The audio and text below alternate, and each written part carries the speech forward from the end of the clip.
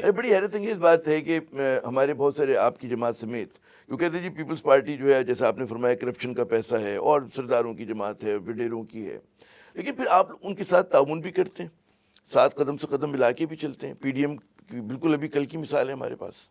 اس کو اگر میں یوں کہوں کہ وہ اپنے اغراض و مقاصد کے لیے ہمارے قدم بقدم چل رہے، جمہوریت کے لیے، آئین کے لیے، ووٹ کو عزت دینے کے لیے، ریگنگ کے خلاف مولانا فضل الرحمان صاحب نے ٹرین شروع کی.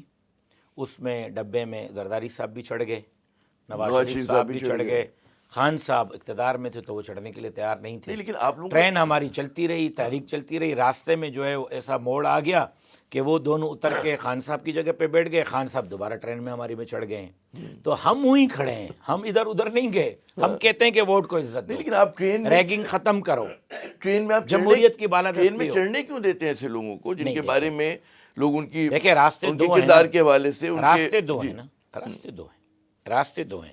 ایک ہے انتہا پسندی کا راستہ جس پہ میری جماعت بلیو نہیں کرتی.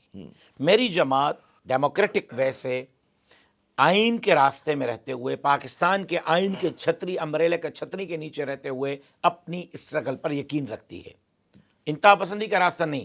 جب آئین کے تحت رہنا ہے، آئین کے امبریلا کے تحت رہنا ہے، تو اس کے بعد پھر لارجسٹ پارٹی پارلیمنٹ کے اندر 100 سیٹوں کے ساتھ پی ٹی آئی تھی. اس وقت سیکنڈ لارجسٹ پارٹی مسلم لیگ نون تھی 80 سیٹوں کے ساتھ. تھرڈ لارجسٹ پارٹی 45-50 سیٹوں کے ساتھ پیپلز پارٹی تھی. ہم فورتھ لارجسٹ پارٹی تھے ان پارلیمنٹ.